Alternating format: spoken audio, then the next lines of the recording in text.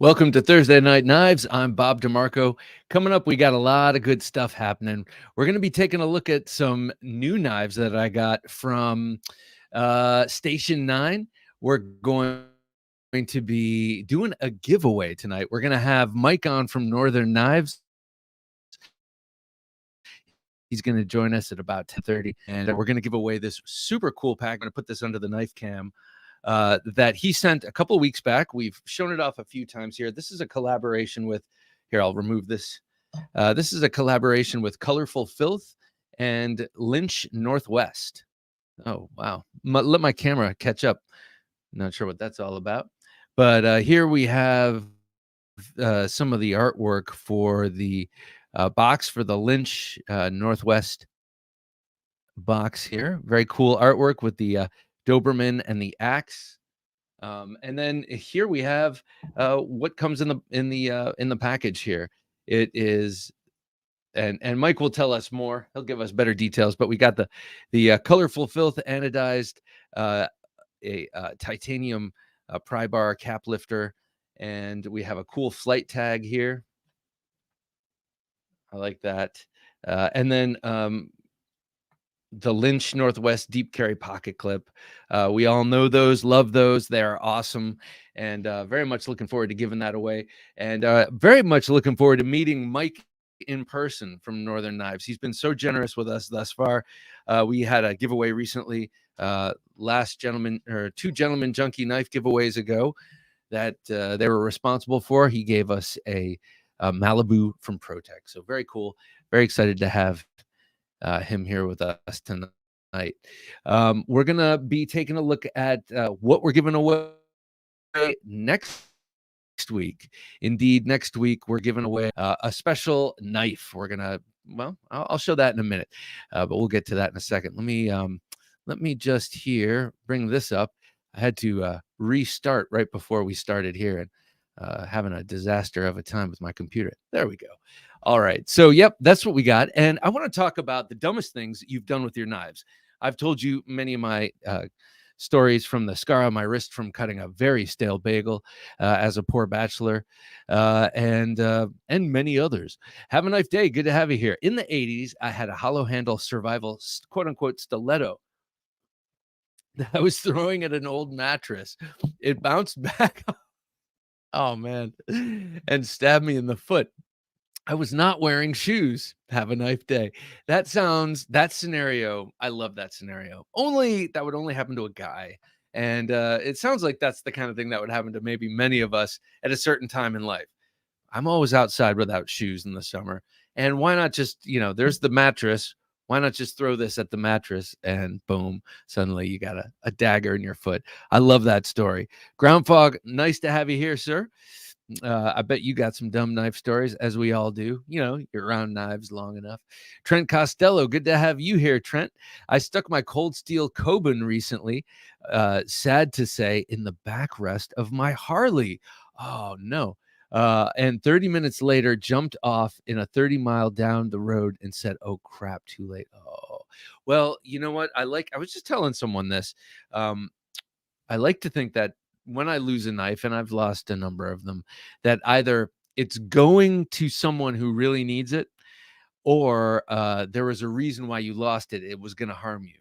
So that's my cope. Crazy Roach, nice to have you here, Crazy Roach. Hey guys, he says. Hey, Crazy Roach. Fernando, Mr. Salome, evening knife junkies. Bob, Jim, hope all is well. Glad to be here. Well, I'm glad you're here, sir. This old sword, how you doing? Dave had his had a surgery recently, and he's how you doing, man? Let us know how you're doing. Howdy, Bob and Junkies. Dumbest thing? Oh no, dropped a Daryl Ralph Mad Max 6-inch into my inner thigh. Holy mackerel! Point first and live to talk about it. That's a very dangerous area to drop a large 6-inch knife tip down. That's a very dangerous area. I'm glad it missed. Wasn't your day. Will be nice to have, or I guess it was your day. Will be nice to have you here, sir. Hey, fellow junkies. Well, hello to you, sir.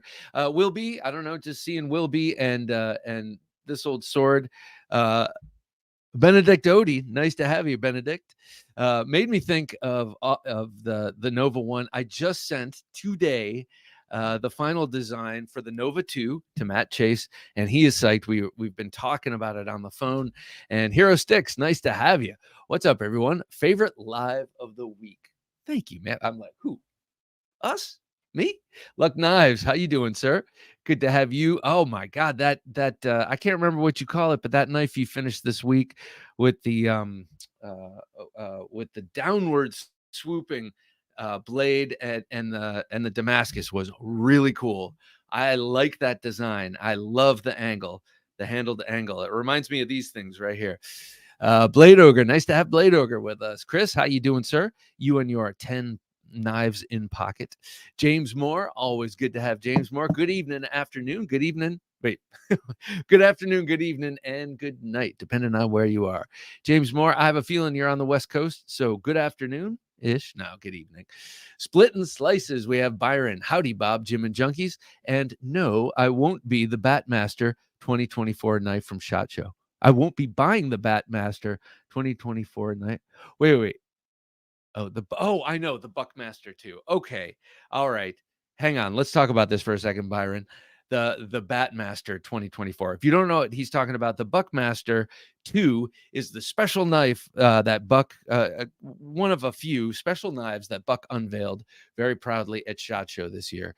And it's at best a pretty design, but the fact that it's the follow-up of the Buckmaster 1, the hallowed Buckmaster 1 from my youth in the 80s, the knife that I coveted, it was basically that or the Cold Steel Tonto, and I got the Cold Steel Tonto, and you know what that means to me.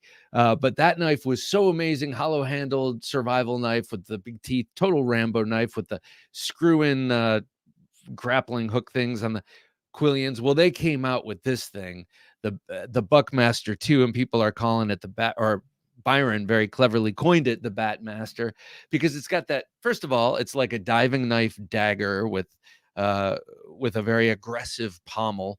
There you go. Thank you, sir. Look at this thing. This is the follow-up to the original Buckmaster. I'm strongly worded letters are deserved. I don't know. It's a misstep, let's just say. Well, why not come out with that and call it something new, like the Buckmaster, and then come out with a new Buckmaster, like an improved version of the old one, which was so cool, undeniably. Razorback, nice to have you here, Razorback. Finally caught one. Been silly busy lately. Well, hope everything is going swimmingly down under, sir. Robert Douglas, good to have you with us. Yo, talked about stuff I thought I knew about. Appreciate channels and teach first, entertain second. Thanks, Bob. Hey, Robert, man, it's always good to have you and chiming in. But wait. I'm sorry. Would you go back? Oh, Sword Triple XY, good to have you. Good day. Bob, Jim, and Junkies, good day to you, sir. Robert Douglas, you talked about stuff I thought I knew about. Appreciate channels that first teach, entertain second. Thanks, Bob. Well, I appreciate your kind words, sir. I have a question. Maybe some of you can answer it. Maybe, Robert, you can answer this. But I just watched a scab video, Choir Boys Cutlery, right before rolling.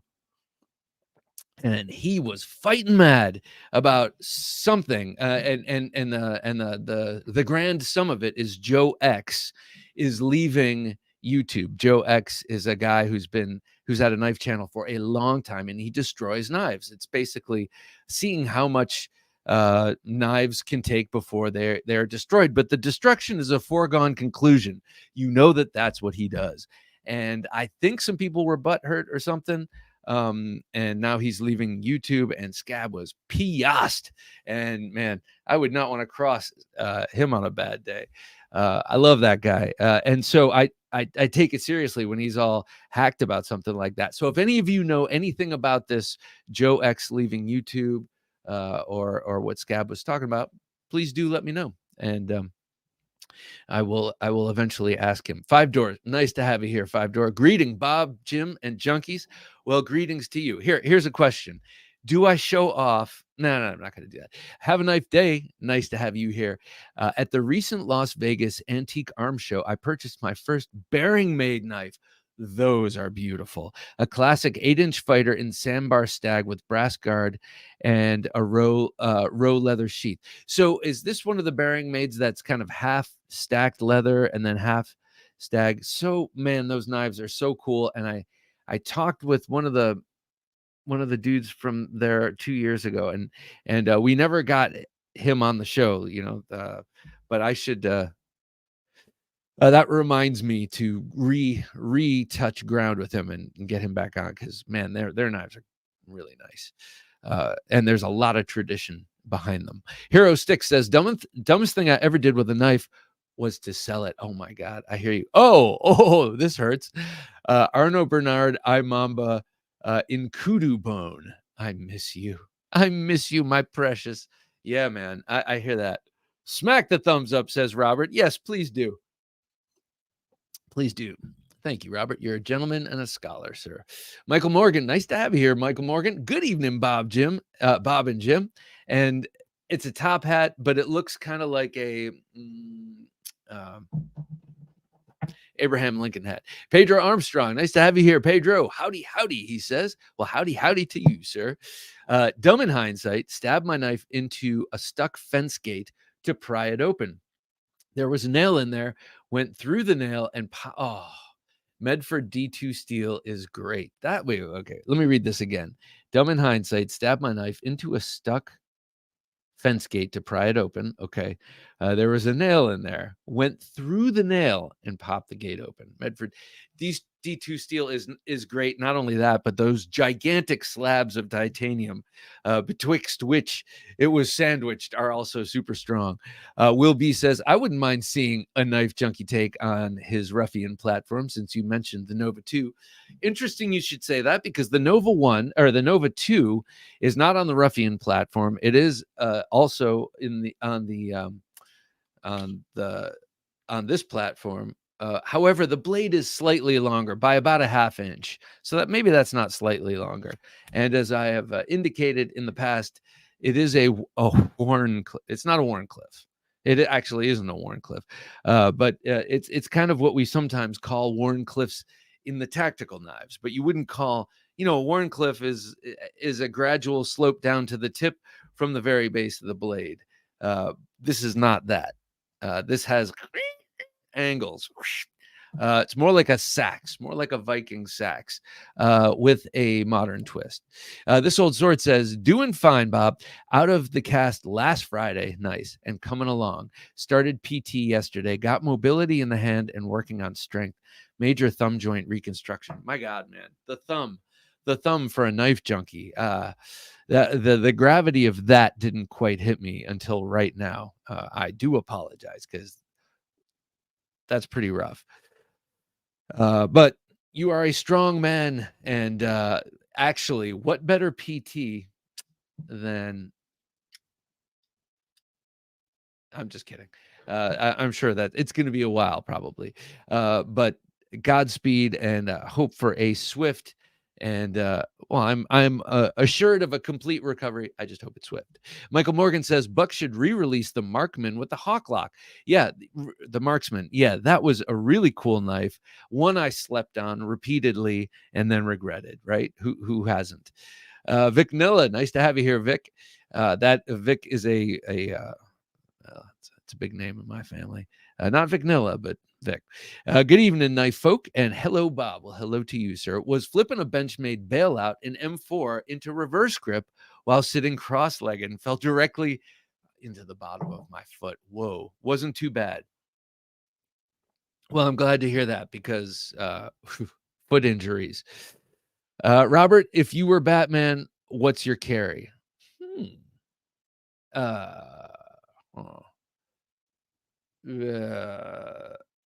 Well, okay, let's not say anything custom. It would be something, I think it might be something Tops, because it's tough, it's dark, and they have a lot of tactical stuff. Ooh, well, I don't know. I'm not sure, man. Batman, I guess I might carry the Buckmaster too. Keon GR. Wait, sorry. Keon GR75. Greetings to all. Had to wake up. First of all, hello, Keon. Nice to have you here. Had to wake up at 5 a.m. here in Greece to watch my favorite show start the day strong. Mucho gusto. I love it, man. Thank you. Start the day strong. I start the day here at 5 a.m. And it's funny because I do my little old man workout here and I listen to my favorite morning podcast as well. And it ain't me. So nice to have you, man. Never Enough Knives 007. Hey, junkies. Hope you're all having an awesome Thursday. I am, and we all are. And 007 reminds me of something. Let me show you something here. Actually, maybe we get to a pocket check first. What do you say? No, let's not do that. Let's show this video first. I'm bursting. We'll show it twice tonight. Why not? But first, let's hear from Eugene. Nice to have you here, Eugene Page. That knife is hideous. With that being said, I will be ordering a custom Buck 110 from them. Yes, yeah. They still, I mean, I'm still very much into Buck. And actually, let me show you this. I did this for the first time ever. Wednesday, I carried my Buck 110 on my belt, carried it at work, didn't cover it up. I mean, I covered it when I needed a sweater, but I was just like, hey, I work with a lot of guys who have Leathermans on their belt. So I'm like, what is the difference? And it was liberating. I don't know. It was cool to carry a Buck 110 on my belt. What could I say? All right. It's the little things. Blade Ogre says, my dumbest thing was opening a lion steel Gitano, when somebody asked about it during a live stream and then nearly slicing off my finger when trying. That damn spring on the Gitano is brutal, man. It is brutal. Matisfaction, nice to have you here, sir. Good evening, all, he says. Well, good evening to you. All right, I want to show you this. Have a Knife Day says, it has a couple of spacers, but 95% Sandbar Stag. Okay, feels like a dream in your hand. Robert says, Scab is cool in my opinion, not scary. I just don't judge a book by its cover. Yeah, well, I know. I had him on the show. He's a great guy. We communicate via text. I love him. But he looks scary when he's mad, and he was mad in this video. I wouldn't want him mad at me. Then again, he lives far away, but you never know. Wilby says, longer is always better. I like the sacks better than a Warncliffe anyway. Yeah. Honeybear85 says, dumbest thing I've ever done with a knife was leave it on the bumper before a 2.5 hour drive home. Hope someone up north is still carrying that. Oh my gosh, 550, the Griptilian. Okay, so I in Florida took my Bastinelli diagnostic and stuck it in a thing, in a flower pot, and someone found it. I hope that saved that person's life. Donnie Simmons. Oh, hey, Donnie, how you doing? I dropped a Jack Wolf gunslinger right into my foot. Yo, bled like a stuck hog. Thankfully, only one stitch was needed and only severed artery. Okay, so was it the first gunslinger or was it this recent one? Are you still limping? My God, man. Yo. Greg Vincent says, well, hello, Craig. Nice to have Craig Vincent with us. I got home just in time to grab a package that was waiting outside and opened it while catching Thursday Night Knives. Man, that's cool. Unboxing.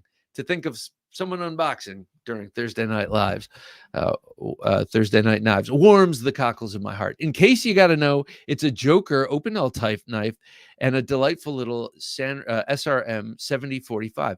Delightful Joker. So Joker is a Spanish company, and they make a lot of traditional hunters, really cool buoys and stuff. They do a lot of stuff in Stag, but I guess they have their version of the peasant knife, which is cool. Eugene Page, nice to have you there, sir. Flexing. All right. I got to show this, Jim. I'm bursting at the seams. I know we're going out of order, but let's show this. I have a video to show you, and this Tim Kell sent me this today. This is a knife design that I sent him, and he tweaked the handle, and it's truly a collaboration, and it's very exciting. And he had the first 3D resin prints of it made today. He's having one made for me. He's got 3 others. So I will have that soon in my hot little hands to show off. But I wanted to show you this video. Check this out. All right, Bob. Maybe this crap will work. Our stupid phones hate each other. Here it is, the Agent 001, the final three-dimensional resin printed today. The grip freaking melts in your hand. I can't wait to send it to you. Forward, reverse, just great.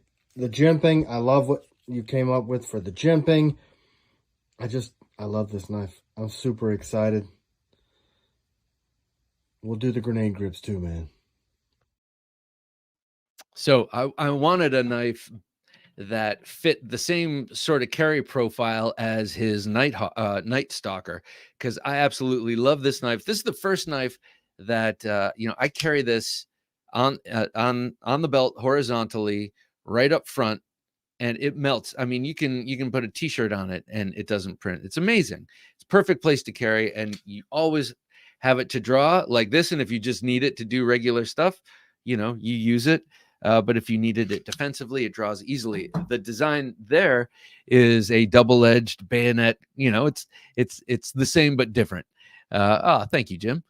So yeah, we've got jimping up about a third of the blade. The 2/3 of the top are sharp. The bottom, of course, is sharp, and then it's got a bit of a bird's beak handle. This handle will have, so that's the pommel there, so you can draw it easily. This handle will have the grenade texturing that they put on their handles there, and right here, and it'll have that nickel boron coating and all that. Very psyched. So yeah, I'm interested to know. You don't have to say right now. I'm not trying to put you on the spot, but let me know if this is something this crowd is interested in. Because well, I'm excited, and I can't wait to get mine. I can't wait to get the prototype just to feel it. I know he said maybe some little tweaks on one of the little peaks in the handle, and I can see that. Sometimes you can see ergonomics, so I see what he's saying. But until I get it in my hands to feel, can't say for sure, but I'm very excited. Wow, that's a fantastic piece. Why? Thank you, sir. Thank you. It would be in a sheath, much like this, about the width of your belt.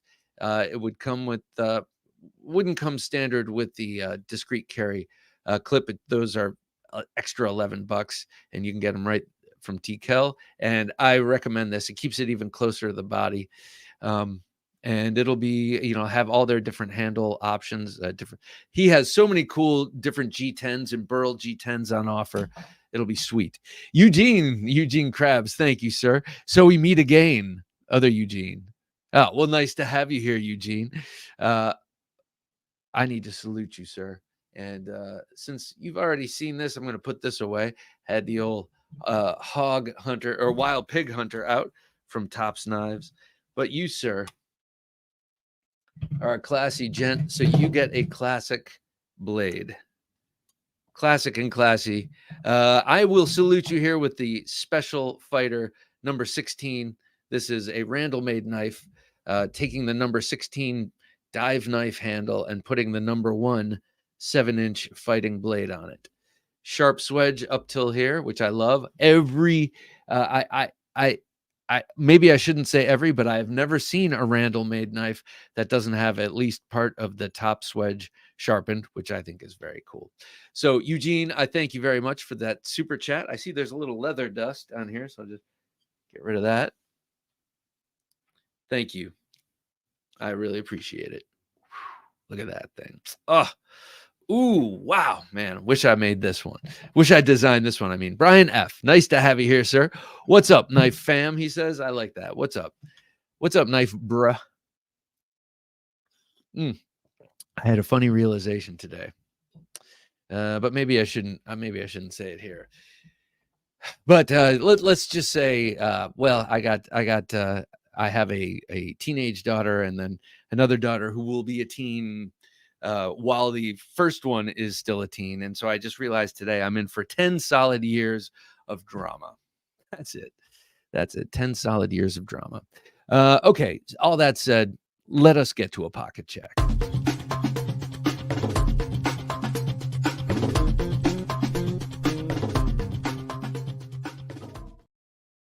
Today, in my front right pocket, I had one of my favorite knives of all time, the Hinderer XM18. This one has been customized and, excuse me, Sorry about that. Reground by Josh, Razor Edge Cutlery, and he did a beautiful job making this a very, very deep hollow grind. And right up front, that's nice and flat, super sharp. One of my sharpest knives, like at all in my entire catalog here. Very, very super thin. So really did justice to the Spanto blade. I've always been a very big fan of the Spanto blade, but was not a big fan of the geometry, at least on this third generation. This is pre tri-way pivot. You definitely have to quote unquote preload. Do you remember that, guys? Before bearings were a thing and every flipper was sweet. Do you remember preloading, where if you don't preload, it's gonna just come out like this? Preload meaning building up energy, kind of going against the tab until you release it. There, I can't do it with my right hand like this. Like I can do it with the right hand.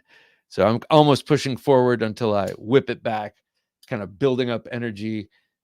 And then, this is what we had to do, youngsters, 10 years ago when we wanted to flip our knives. But I love this thing. I don't care about the tri-way for this. This one, actually, you can use the thumb studs on, which is a pleasure.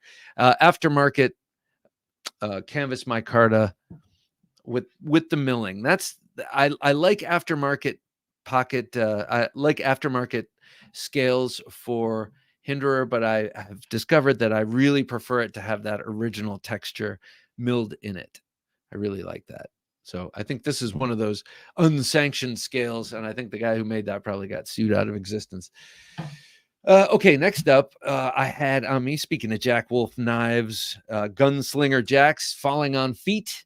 I had one that did not fall on my feet, knock on wood, or hasn't yet, I guess would say, knock on wood. But anyway, that's right here in its beautiful leather slip. This leather slip is wearing in so nicely. I love how these do that. But anyway, had this on me, the blue and black. So nice.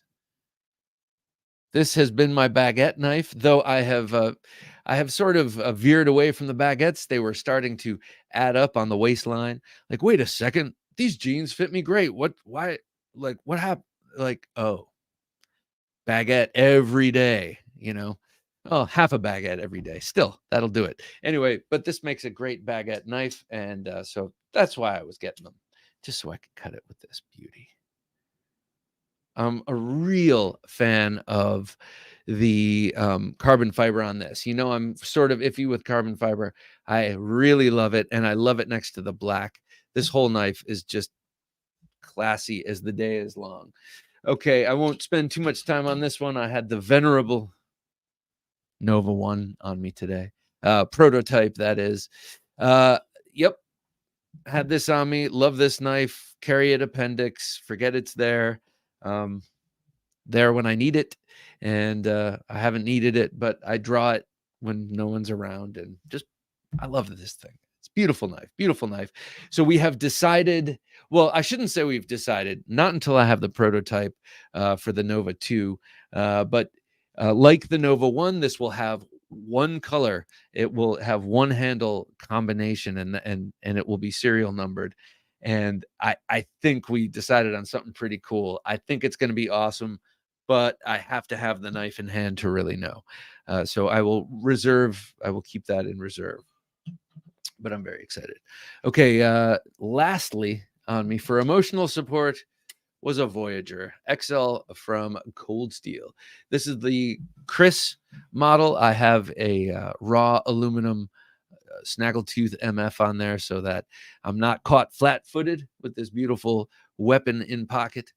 Of course, I wouldn't be using this, and I didn't have it in pocket. It was just in my bag today, just in case I wanted to check it out. Actually, it would make a great self-defense weapon if you were to use a knife for self-defense. But really, I find the blade just beautiful to look at. I think it's beautiful.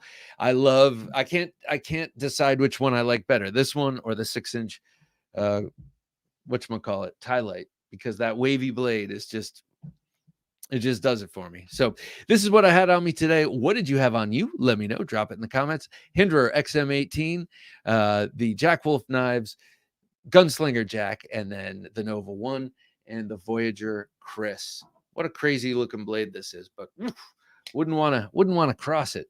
Know what I mean? All right. Put this back and then here. Oh yeah. Walk and talk. Very nice. Love it. Okay, so got that. Any minute now, we're going to have Mike joining us from Northern Knives. And let's see. Oh, yeah, I am. As a matter of fact, I had my, my little thing here covered up. There, we got Mike. Hang on. I'm not ready. I'm not ready. Hello. I like your setup, man. Oh, thanks. All right, there we go. Good to see you, man. Yeah, you too. Thanks for inviting me on. Let me know if you get any feedback through the mic so I can turn the volume down. I think I'm getting a little echo, but now, yeah, it sounded pretty good. There we go. What do you got there? Is that bourbon? Yes, it's Angel's Envy. So. Oh, very nice. So relaxing day after work. My wife's colleague got her a bottle of that after some project they completed, and on her birthday, during her birthday party, someone else cracked it, and in the morning it was like all but gone. So like in the morning, I had a little tiny shot. Baby, sorry, but so got to replace that. Someone took care of that. That happens a little bit with Angel's Envy. It's good stuff. It is good stuff. Well, so before we get into the giveaway, I'm going to put this under the knife cam. We were talking about this a little bit earlier, but tell us about Northern Knives and how you started it and where you are and what you feature. So I'll start with the easy questions. We're in Anchorage, Alaska. We are the largest full service knife shop west of the Mississippi. So we have a fully functional shop. We have a CNC, several grinders, things like that. We have our own in-house brand that we make called Three Dog Knife. I always hate it when people say this, but I kind of fell into it. A father and son started it, and I knew them from way back when in the lower 48. And when the dad wanted to retire, I came in to fill his spot, and I'm still here. That is cool. We've been in this location. This is our 25th year in this building. So you make knives and you retail. So we basically just kind of try to do everything that has to do. So yes, we make them. We do just about every modification that we can. There's a few things we just don't have time for anymore. So we stopped doing regrinds. But that's about the only thing we stopped doing. Other than that, just about everything we'll do. Wow, that's cool. I had no idea, actually. Well, I kind of had some idea, but I wasn't sure. Going to your website, but hearing what you're saying now, it makes more sense to me. And I admire that. Not only making knives for people, but also customizing them, making them theirs, and then also doing these kind of collaborations. Tell us about this beautiful pry bar I have here. Yeah, so the pry bar. So we've worked with Paul. So to be honest, we kind of just ran into Paul on Reddit. He's a regular in the Knife Club subreddit, and what we would do is we would give away a customization. So what we would do is we would give away a knife for free. We started actually with Kaiser. We'd give away a knife for free, and then we would, have 20 people, the first 20 people to comment, and then we would roll a 20-sided die, and whoever won, we would put whatever image they wanted, we would anodize it onto the scale. And cool. Paul was like second runner up or something like that and didn't win. And then he kind of messaged us separately, and we started just talking about putting artwork on knives and trying to figure out a way to do that. And he sent over a couple of ideas and some artwork, and it took a little while to figure it out. And once we got it, we decided we'll release it as a limited edition. So we just started doing that, and now so we try to do it every year. There's a couple of things out of our control that caused us to have to skip a year, but yeah, this is our newest release. So it's on sale until February 20th, and we'll sell as many as sell.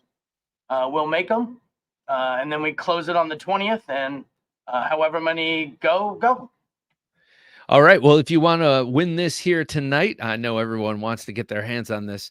Hashtag knife in the comment. Now, we're not giving away a knife, but that's what we always do when we do giveaways. So that's the well-worn path we have. Hashtag knife in the comment gets you in the running to get this really cool titanium anodized and Cerakoted, right? Yes. Pry bar. And the cool thing, one of the cool things about it is when you look at it, it's got the contours of a knife handle. It looks and feels like a small EDC blade. You've got your pry bar, you've got your little nail notch there. You can open up a cap. I think this is something like some sort of a gas turn on thing or something. Isn't that what that? Yeah, Lynch Northwest is. I mean, they've been great people to work with. They've been really cool. In fact, this is the first time we've been ahead of the curve on a project. I think pry bar number 75 shipped today. Oh, so wow. Normally we start building them after the close of sale, but Lynch Northwest delivered the product 25 days ahead of schedule, and so we've just been on top of it. So they've been shipping out. Not quite as fast as they sell, but we've been trying to keep on top of it. But Lynch Northwest makes a fantastic product. I've been carrying one of their pry bars for probably coming up on a year now. My IT guy who set all this up, Dakota, he's one of the guys. Thanks, Dakota. He uses his pry bar so much, you should see it. He's just about rounded it off to a nub in the front. Nice. So this is also coming with a Lynch Northwest clip, and that's what Correct. I know them most for. And yes, most people do. Yes. And it fits right in here. I was wondering before, what knife does this fit? And then I just I noticed it goes right in there. How cool. What a great Lynch Northwest, great company, great product, fantastic people to work with. Can't say enough good things about them. And also Paul Munko, he designed my favorite folder of 2023. I absolutely love this knife. Yeah, we've been working with Paul for years. Like I think our first project with Paul was probably like 2018 or 2019, I think, something like that. And Paul's always great to work with. I love him, and his artwork is astounding. We've used him for even other projects and things like that. I just can't say enough good things about the guy. Just all around really good person. Man. All right. Well, we have Mike here from Northern Knives. Mike has very graciously sent us this really cool package that they're selling at Northern Knives. This collaboration with Lynch Northwest and Colorful Filth. That's Paul Munko. It is really cool. If you want to get in on this, it's hashtag knife. Like we normally do. Like I said, there is not a knife in this package. There's a titanium pry bar, beautifully anodized by the very talented Paul Munko, and then you've got the clip, the flight tag, this cool cordage. I'm not sure what kind of cordage this is, but I love it. It'd be great on my Swiss Army knives, and so just put hashtag knife in the comments. I want to show you something. I know you like cool knives, obviously. We're doing a giveaway next week. We also have a very generous Dirk Pinkerton sent me this to give away next week, and it's gonna be hard to let this one out. I have the all silver version, but it looks pretty sweet in black. It's his inversion custom Pikal, or not custom, but limited production Pikal with a ring. So giveaways. It's awesome. I'm gonna put this over here, and you said you've done 8 of these, right? 8 collaborations with Paul. Somewhere in that neighborhood, I want to say. So we started off with we did a Kaiser, we did a Boker, After that, we did a Spyderco. We did the Spidey Chef. Nice. And after that, we did the Bug Out. Then we had another project, which is why we have kind of a gap in our collaboration. We had a project that didn't work out. So we attempted 17 prototypes, but only 2 exist. And so it was the failure rate was so high, we had to give up on the project and move on to something else, which set us back quite significantly. And then after that, it was the Fallen, was the next Spider, the PM2 project that we did, and then this one. And now we actually are already working on the next one too. Is that failed project something you're going to double back on? Or did you just decide it's not worth the because it's something we can't correct. So it was inconsistency with the reaction of the titanium to the process of anodizing. So it was inconsistent color. So I could get the thing to work, but the colors weren't correct. So you have to use a very high quality titanium to get this kind of consistency. So it kind of limits us. So the company, we tried to go so then that's the good thing about Lynch is they use very high quality titanium, and it allows a very nice, clean, consistent color. Because when you're making hundreds of these things, if you add 4 minutes to the process, you've added a day to the production time or more. I mean, there was things like change sometimes, on the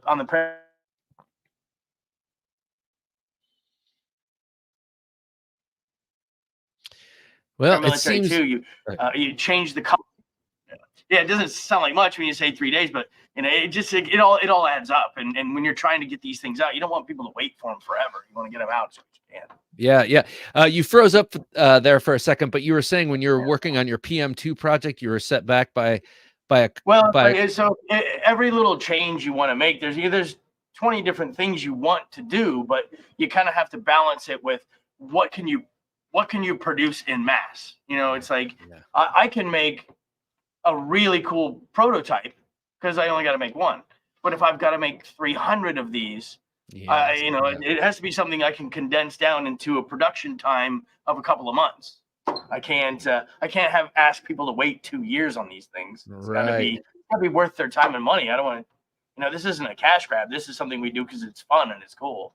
Yeah. And it's people's interests shift so quickly that, you probably want to get people on the hook and get them served as quickly as possible. Yeah. So go ahead. I was just going to say #knife to get this #knife in the comments. We got 53 watching, only 25 entries. Come on, people, put it in there. Let's not make it so easy for those 25 entries. I'm sorry I interrupted you there, Mike. What were you going to say? Oh, that's just one of the things that I was saying about what's been so nice to work with Lynch Northwest is they are just so on the ball. We've never been so far ahead of the curve on any of these projects as we are on this one, and all the credit goes to Lynch just being fully behind this project because it's difficult because a lot of manufacturers won't get behind these projects because you're modifying their knives.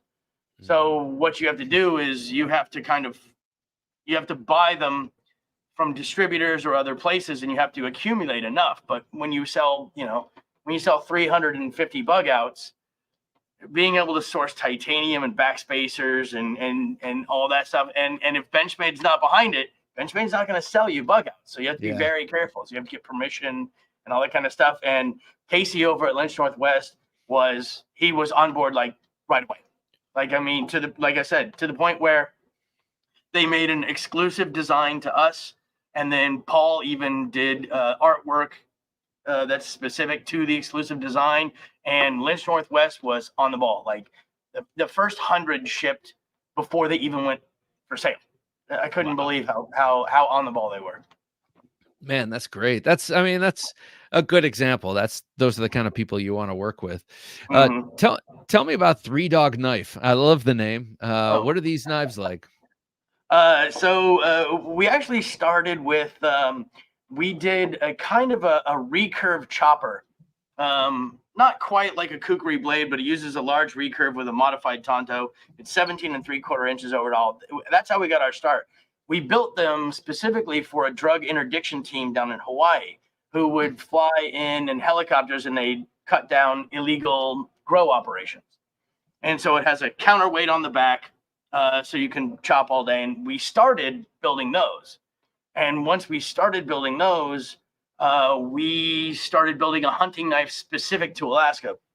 Because we're a retailer, we get a lot of feedback, and we get a lot of, oh, I want this, but I don't want this, and I want this, and how can I get this without this? Well, and so the gap was, I want this hunting knife, but I want a nicer handle, but I don't want to pay $450. Right. Okay, well, there's a gap there, because a full custom, a custom knife maker, if they're doing everything by hand, you better give them $400 because it's taking a long time. Yeah. And so we tried to fill that gap by using, slab on steel construction. So we use G10 and micarta on full tank steel, and we just tried to fill a gap with very good selling hunting knives. So we took aspects from about 5 different knives and then made them all into one, and then started making that. And then it kind of caught on to the point where we just didn't have anything on the shelf. We were running strictly on back order. And then that's what I was just going to ask you, and you're probably going to get to it. But is this do you have an inventory of this regularly? Is this a line of knives you can go to? We do now. It's taken us years to get that far. So we do have knives on the shelf. We are ahead of the game now, but for the longest time, we just had empty display cases. We were just filling orders. Right. And so being in Alaska, it's difficult because in Alaska, you can't really make more than any custom maker is really going to top out at about 500 knives a year. That's about it. Anything other than that, you're going to have to outsource to the lower 48. And so we had to cross that threshold. We had to outsource heat treat, just off screen over here. You can't see it, but my heat treat oven's right over there. Okay. But we can't necessarily use it anymore because our volume necessitates us outsourcing. Got you. Do you have any examples of your knives around you? Since I have you here. Unfortunately, I do not. That's all right. Next time we should have you on the show. It'd be great to find out more about your story. So this recurve Tonto drug interdiction counterweighted machete thing sounds pretty cool. Yeah, it's called the Severance. So if you look if you just Google the Severance knife, you'll find it. It's a big 3/4. I mean, it's basically for all intents and purposes, it's kind of a mini machete. So we started with that. Then we went on to a hunting knife. We also make another. We also make another bushcraft knife called the Amok. We did a collaboration with the Gray Bearded Green Beret, and we made a modified Puko style knife with him. We make another short recurved Tonto blade called the Riot. In fact, that's kind of why a lot of these books are here. Is these are all Mark Cameron books. So the Riot was featured in this book. The Riot was featured. So the Riots and the Severance are featured in several of these books. Oh wait, who wrote those books? Mark Cameron. He writes all the Clancy books. So I believe, So all these he writes for the Clancy estate. He has his own line, the Jericho Quinn series, and he also has another line called the Arliss Cutter series. So he featured your knife in his book. He's a friend of the shop. He's a friend of mine. I've known him for years. So cool. He lives just up in Eagle River, about 8-10 miles north of here right now. That's tremendous. I was just talking with my dad on the phone today about. Oh, look at that! Oh, look at that! That is there. You go. Yeah. Sweet. Yeah, so we did a couple of customs way back in the day. That one is actually one of the very, very first ones. So the design has morphed a little bit. We don't generally do natural handles anymore. And the acid etching art design isn't, we kind of had to shy away. Sure. Not because we don't like doing it, but just because the sheer numbers that we have to produce, the quality control, we can't do it with the amount of quality control that we require. So it has to shift to G10. It has to shift to micarta. It has to be shift to something controllable.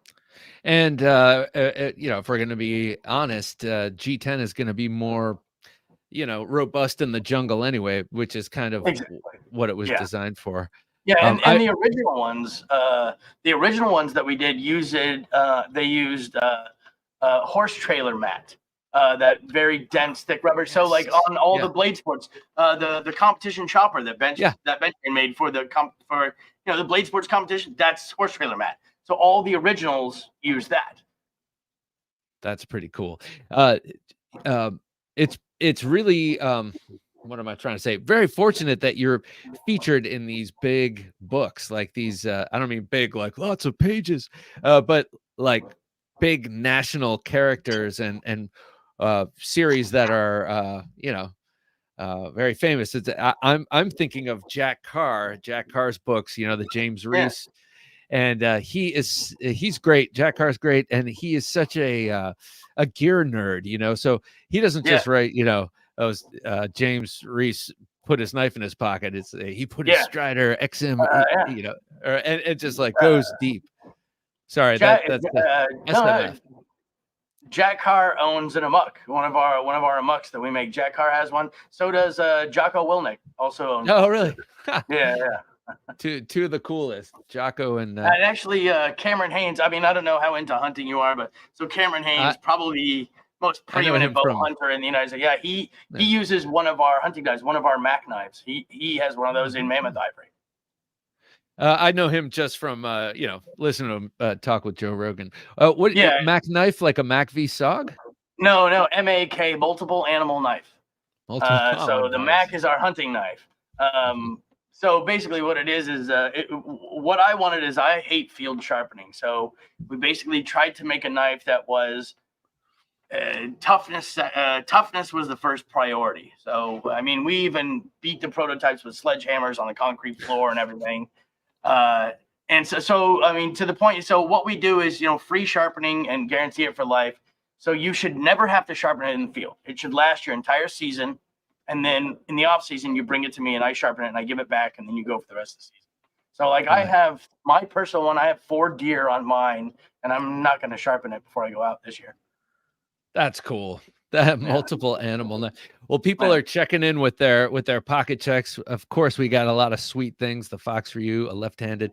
Emerson, what are you carrying? What's in your pocket? Today I have a Shiro F95T. Sorry, I probably should have zoomed in a little bit on the camera, but I've got this is my Protect Mordax, which I always talk about whenever I do the pocket checks on the live stream. I have a bailout, a custom Cerakoted bailout that I carried today. I actually had this Cerakoted to match my Glock 19. Oh, nice. Matchy. And then I have tactile turned. I'm sorry? Oh, I said matchy about your. Yeah. And then I said hi to someone who checked in. And then tactile turn, side click in zirconium. I need to get myself one of those tactile turn pens. Gary Bucco, nice to have you here, sir. Is that right? Buquat. I'm not sure. But sorry for butchering your name. Knife sickness is a real thing. Yes, it is indeed. I am terminally ill. Today's carry was the regular Rat 1 and my new Hinderer Ranch Bowie Stonewash with burgundy scales. Those burgundy scales, man, are so beautiful. Hashtag knife in the comment to win, to have a chance to win this super cool titanium anodized and Cerakoted by Paul Munko, the very, very talented Paul Munko, and made by Lynch Northwest, the people we know for the clips and the pry bars. Well, this is a very special pry bar. This collaboration was produced by Northern Knives. We have Mike with us from Northern Knives. A Lynch clip, deep carry pocket clip goes in that little notch. Let's see. Will B says Casey Lynch. Oh, I'm sorry. Can you go back to that, Jim? Will B was talking about Casey Lynch is awesome. The way they add little signed cards with their products gives it a personalized touch, and their customer service is excellent. Yep, we got that right down in here. Oh, I should mention the blue sleeve that goes around the outside of that box. Uh-huh. So if you look at the side of it, Casey Lynch has a personal note, other side. Oh, yeah. So that is all hand-drawn and signed by Casey Lynch. Only the original 10 prototypes got that. That is it. That's cool. So this is one of the originals. That is one of the original 10 prototypes. And only 10 of those went that way. All hand-drawn and hand-signed by Casey Lynch. Man, thank you, Mike. I appreciate you're giving this to one of our audience members through me. That's awesome. Angelo, nice to have you here, sir. Hit the like button. Oh, wait, hey, knife adjacent. We like knife adjacent. It's the only project we've ever done that's not a knife. But so the next one, we'll do this again. The next one. Cool. 5 more minutes, guys. Hashtag knife in the comments. 5 more minutes. Jeremy Nedro, nice to have you here, Jeremy. Tomorrow is my birthday. Well, happy birthday, man. What new knife around $200 would everyone recommend buying? Well, Mike, I'll toss that to you. Being a professional. Oh, jeez. You got to put me on $200 the spot like that. Man, it's hard to do this just from memory because there's so many. Man, how close to? I don't know. So I'm carrying a bailout, so I'm really partial to say that. A bailout. If I gotta say, what would I? Okay, if it was my, this is what I always tell people in the shop. If it were my $200, what would I spend it on? Well, I'm showing you what I would spend it on. So now this happens to be the aluminum handle one. So this one's $270, but the original bailout in 3V is only $180. And I know Benchmade catches a lot of flack lately, but that bailout is a very solid knife at $180. I really did enjoy it. And the only reason I own the aluminum handle one is because I bought the original and sold it and regretted it. And so I replaced it with that. So you caught me at a point where I'm going to say bailout right now, but every time you ask me this question, I'm definitely going to have a different answer. 200 has become a tricky, for me, 200 used to be like, man, this is a $200 knife. And this is like, but I don't know. I guess what I'm saying is the market has shifted. 200 is now a tricky spot. Miguel Meyer-Tenez, nice to have you here, Miguel. Says Spartan Horkos today. Ooh, nice taste. And a Mako Bastinelli. Very nice taste. Carry today. Where was I going? I had some other. Well, I mean, you were saying that 200 is a tricky spot, and you're right. Like, you can't quite get into a Mordax. You can't quite get into like even a Malibu. I loved my Malibu. You can't touch anything by ZT for $200. A lot of stuff, and a lot of stuff from Benchmade you can't touch for $200. I mean, the Crew Carta Para 2 is a strong contender for that. Crew Carta. I mean, if you can get Crew Carta, my Carta handle Para 2. I like the Para 2. It's a solid knife. It's one of Spyderco's best sellers. You're never going to run out of warranty or parts or anything like that. They're going to warranty it till the wheels fall off. Yeah. That's a strong contender too. But there, I mean, man, it's almost like the knife market is like the streaming service market. Like there's so much out there. Yeah. Just to try to keep on top of it is its own part-time job. Yeah. Hey, Jim, can you go back to Edgy American? Hey, Jeremy, I can swing up to 350, but I just bought on. Yeah. Oh, but I just bought one. Gotcha. Hey, can you go back to Shane here? Good evening, Shane. Nice to have you. Dumbest thing I've done. I've sharpened a knife for a guy only for him to try to kill me with it days later. What? That's not somehow coming from you. It seems like a kind of misadventure that might happen to you, man. That's rich. Damn. Yeah. Next time, dull the knife for that dude. That's terrible. That's rough. $200. Actually, Shane gave me a knife. that I don't know how much it costs, but it is amazing. It's the Mannix in S110V with the Oh yeah, lightweight handle. yeah. With Man, isn't it that blade is. blurple? Is the S110 is always blurple? Is that right? Yeah, but this is I'm not sure Oh, the about. lightweight. Yeah, it's the lightweight, so it's Okay. blue and it's kind of a. But that blade, I mean, he had it. He sent it to me super sharp, and I've used it quite a bit in this room here, just messing, stuff, utility kind of stuff, and I can't imagine ever having to even strop it. It's so, Yeah. for my kind of use, I'm not a hard use kind of guy, and that knife is amazing. Yeah. We have a project in the works right now with S125, but it's actually CPM S125. I've actually had the steel for almost 10 years.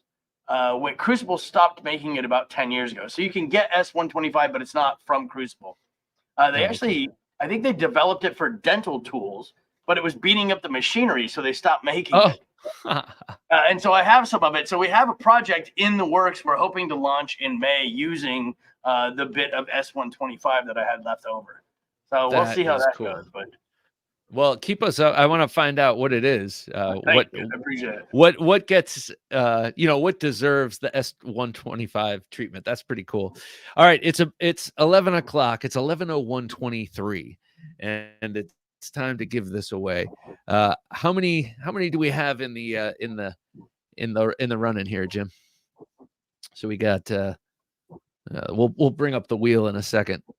Let's see how many. I can't.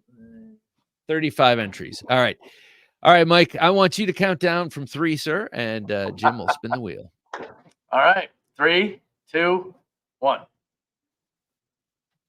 All right, let's see who gets it.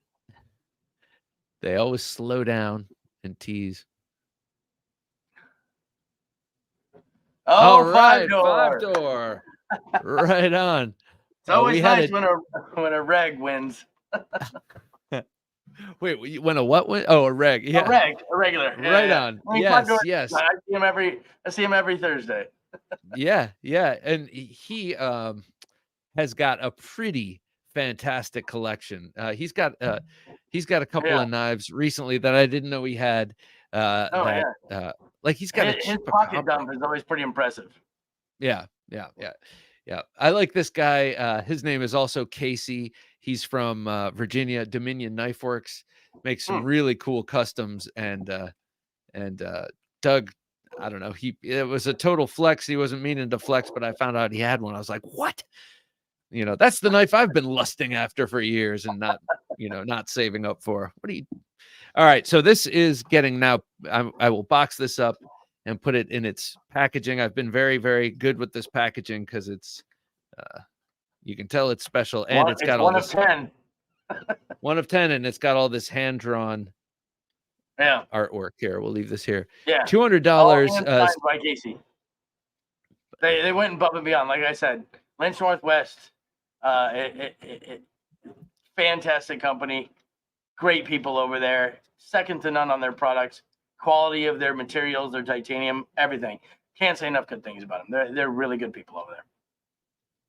Shane brings up a great suggestion. $200, I'd buy an American Blade Works in Magna Cut. Mine is the best cutter at, what is that, 6/1000ths behind the edge? My Model 2 in Magna Cut. First of all, that was the first Magna Cut blade I got, so that has a special place in my heart. Also, because of who made it and how awesome it is. But that knife, do you know American Blade Works? Do you have any of his? I'm familiar with them. I don't think I have them in the store, but I'm familiar with their product. Yeah. I mean, that would be an interesting way to spend your $200 too. You would have to wait because it's the sort of thing where it's a drop, but it would be a little off the beaten path and a cool kind of flex there. Yeah, the drop thing is difficult. It's a lot of times like I'm not up at 2 a.m., so I'm not going to get a Great Eastern Cutlery when I really want it. But oh man, they're dropping one tomorrow. Great Eastern Cutlery. Yeah, I know. I have so. a friend who's an insomniac, and so he just picks it up for me. Nice. I should just get my mouth shut right there. I'm sure, but everyone always knows stuff before I do anyway. Yeah, you've lessened your chances. Five Door says, thanks, guys. I really appreciate it. This is really, really cool. Well, Five Door, I think I have your address from when you first became a patron. But if you would be so kind to email it to me, I'll make sure I get this out to you. I think I can even get it in the mail tomorrow, which is a rare thing. But yeah, Mike, this is awesome. I appreciate this. And then also the Malibu, man. That was such a cool thing to give us. All right. Let's keep doing these things. I mean, let me pick out some stuff. I'll send you some knives for giveaways. This is fun. I like doing this. That'd be awesome. I like participating. Thanks for having me on. I can't wait to be in the chat. I'll be in the chat next week, hanging out with you guys. Thank you very much. Anytime, you just go to TheKnifeJunkie.com/join and you come join us. Man, I love it. Thanks, guys. Have a good night, Junkie. Man. Thanks, Jim. Thanks, Bob. See you later. It's been a pleasure. Take care, man. Bye. There he goes, ladies and gentlemen. Mike from Northern Knives. How cool. How generous, too. I love that.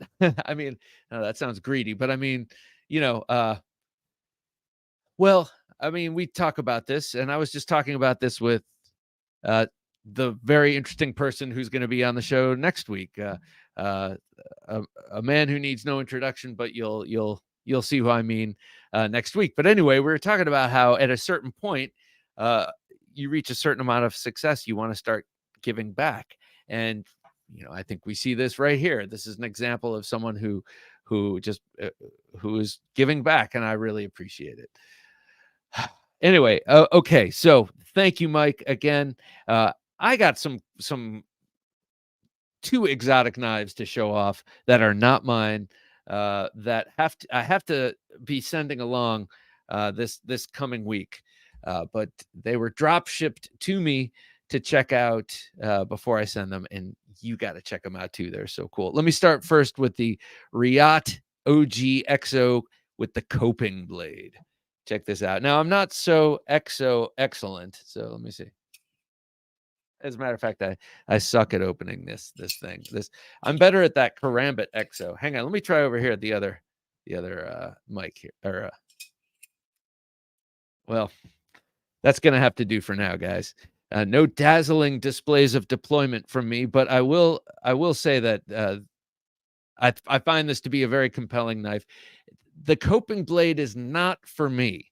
I mean, this angle here is so oblique that you would have to really work to make this stab. And there are a lot of pretty oblique blades out there that you could put. This is just a little too much, but I think it looks cool. It looks very different. It's exotic to my eye. I like the sort of slicer style grind. I mean, slicer, like it sort of reminds me of a Hinderer slicer grind. And I just think it's super cool. Craig Vincent says, what a nice guy Mike is. Yeah, no doubt. What a nice guy. Great taste in whiskey. Great taste in knives, and just a nice dude. And he's been joining us for a while here, and it's been great. Shane says he was a great personality. Yeah, exactly. And look forward to having him on some more. Hero Stick says, great guy, great shop. Just subbed to his channel too. Everybody go sub to his channel. Well, I'm not going to tell you what to do, but I think that sounds like a great idea. All right, I'm going to put this one away. This one has a lock. It doesn't have a clip, and it comes with like a leather carry case. You need a more saxy angle on that for me. Me too. Exactly. Me too. Like if you were doing any sort of angle from the outside, bump, you're not going to make. You have to to thrust, you would have to go like this. Anyway, that's not what this is for, Bob. Stop with the fantasizing. All right, second thing up here is, wow, this is like so up my alley. All right, let's look at this. This is the Mech Force and Tashi Barucha, son of Sam. Tashi Barucha, super cool dude from France, knife maker in his part-time. He's got some other design job. I can't remember what it is, but in his spare time, he makes these incredible knives. This one is made by Mech Force, which is a company that I wasn't familiar with on the West Coast. It is a fine piece of cutlery, though, I do have to say. It is pretty incredible. M390 blade steel. It's got a compound grind on the blade that's somewhat difficult to see there, but it's hollow all throughout here. And then it like a Sponto grind, it comes to a flat right at the tip for a better tip. This one you might say is a harpoon, and I've said in the past harpoon is a deal breaker, but not in this case. Beautiful knife, and this to me reminds me of Tom Mayo. It also reminds me of a doodle that an ex-girlfriend used to do 1,000 years ago. But anyway, that's neither here nor there. Tashi Barucha knows how to design a knife. It's exotic but useful, and positively beautiful. Sort of looks like an integral, but you can see a seam, but no backspacer and no standoffs. Super good action. All right, I'm so glad I got a chance to check that out, because I just don't think that would have come my way any other way. So thank you. I wasn't sure if I could mention his name, so I'm not going to mention his name. Wait a second. Oh my God, he has a Charles Marlowe. Gosh. Okay, I don't know if you can see this, but the third thumbnail over is a Charles Marlowe Bally song. Jeremy Nedro, what's Mike's channel's name? It's Northern Knives right here on. Oh, that's probably why. How cool is that? Oh my God, he's got I want a Charles Marlowe so badly. That is truly my folding grail knife. Is actually a squale, but I would take anything. I would take something from his discarded knife bucket that every knife maker has in the corner of their shop. Fernando Salome says, I like his office. Me too. Yes. I'm moving. I'm going to Alaska, people. I don't know why. Not that I can't have an office like that here, but actually I can't have an office like that here. Pete Davidson, nice to have you here, sir. Find out today Joe X will stop making videos. Shame. He was good fun. Here, this is what I was asking about top of the show, Pete. I don't think you were here, but I saw I saw Scab's video from Choir Boys Cutlery. He was hopping mad about Joe leaving, and I don't know what the story is. I think Joe is leaving on his own accord, but because some people have been unsavory, or I'm not sure what the deal is. So if anyone out there knows, fill us in. Jeremy says, everyone have a great night. I have to work in the morning. 4 a.m. comes early. Jeremy, take care. Before you go, can I show you something real cool? Can I show you something real cool before you go? Just check this out, and then I'll let you go.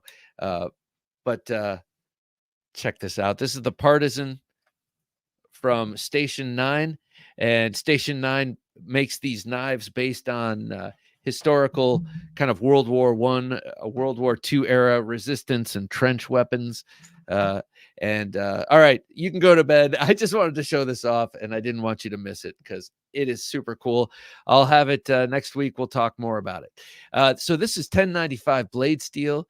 You've got this burlap micarta, and the design is based on a sort of typical French trench knife from World War I, when people were pressed into service and took their butcher knives and altered them for combat. And you can see the direct lineage to a chef's knife, French chef's knife here. But you got that swedge, you have that long belly, and a very chef's knife handle. And I've seen the guys from Station 9. They're really cool. I talked to them at Blade Show, and I've been following them for a few years. They're interesting dudes.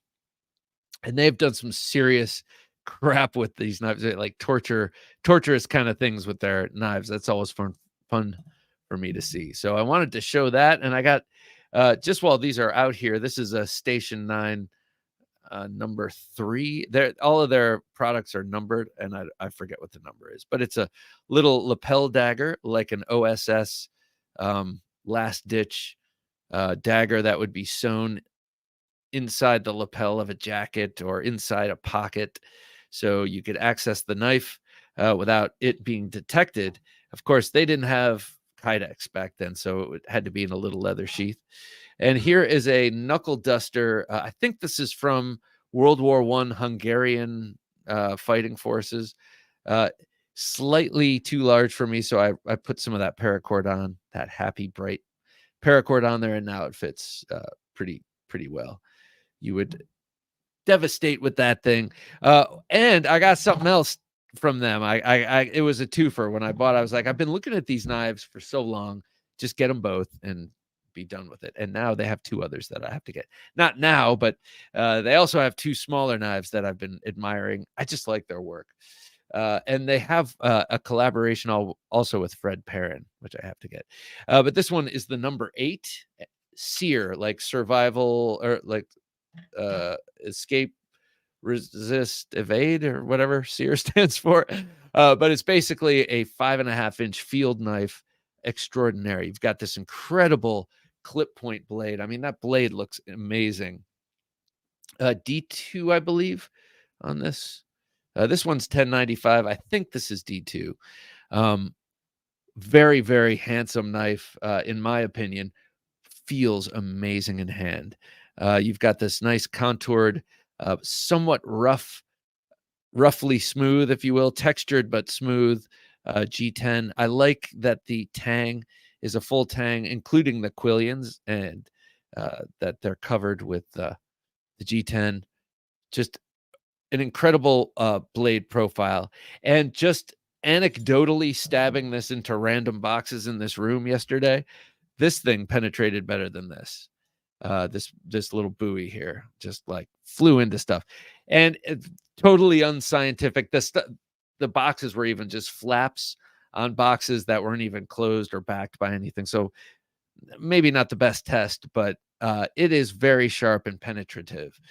This one here, the number 8. What a great little field knife. I mean, this would make an excellent in the bag knife or single. You know, you're one of those. You're a folder collector exclusively, but you want to have a fixed blade for camping and protection and all sorts of stuff. This would make this is a great choice right here. It's like $80 or something. Nice Kydex sheath, though. The Kydex sheath on the number 8 is a little too tight for my taste. It doesn't rattle at all, but it's just tight enough that it resists when you pull it out, and you can see how that's not wearing this is just kind of plastic deposited from this. But I've been there before with plenty of other knives, and I know how it's going to shake out, and it's all going to be just fine. So I really dig this knife for $80. I think it's a great deal, and they're interesting people. The Station 9 guys are interesting, and their mission is kind of cool, the kind of stuff they sell. So yeah, dumbest thing I've ever done with a knife. Well, I think it's the one I tell the most was Joe X is a legend. Nobody does it like that. Okay, wait. Okay. So if anyone is gonna know, it's gotta be you, Shane. Why who's pushing him out? I think Scab was indicating that like some knife companies maybe didn't like that he was doing destruction tests and got a little butt hurt, and maybe like, I don't know. I mean, like, how can a company like push a person off the internet? I don't get that. Craig Vincent says, Bob, with that opening attempt, you failed your big audition to be the next great superhero, designated the deployer. Ah, yes. Yes. But you should see me with the karambit. Then the deployer really comes out. I like that. The deployer. DeMarco deployer. You know, there's some alliteration in there we can do. Nomadic Adventures, always a pleasure. Oh my God, I'm getting so stuffy down here. I love what Jack Wolf Knives does with them folders. I do too, man. I do too. I'm going to put this under here and just show it off for a second because it's beautiful. It's beautiful. SEER, survival, evasion, resistance, escape. Thank you. Thank you. I realized I was out of my depth as soon as I started speaking because I intuitively knew what it meant. Intuitively, but that the intuition wasn't connecting to the tongue.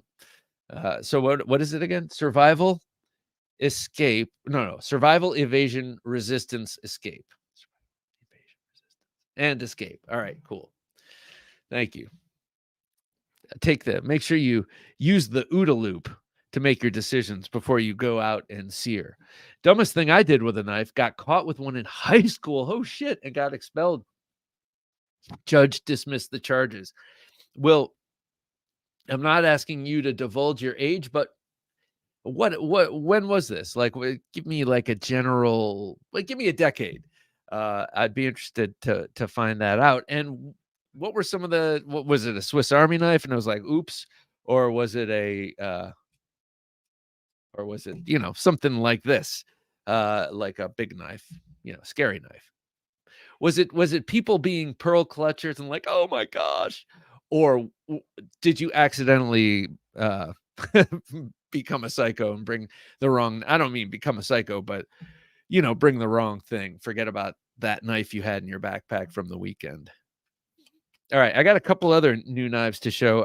I've had kind of a windfall week here for new knives, and I'm grateful to the powers that have allowed this to happen. Okay, next up, this is cool. From Victorinox, I've been on a Victorinox bender, if you will, and needed a tinker, but not just any tinker. Tinker is a very, very common knife for them. Victorinox, that's one of their most selling knives. That's kind of like when you walk into a store that has Victorinox, almost always will have a tinker. It's also the model that they do a lot of special copies of. And this is one of those, because I'm a nerd. It's Bigfoot.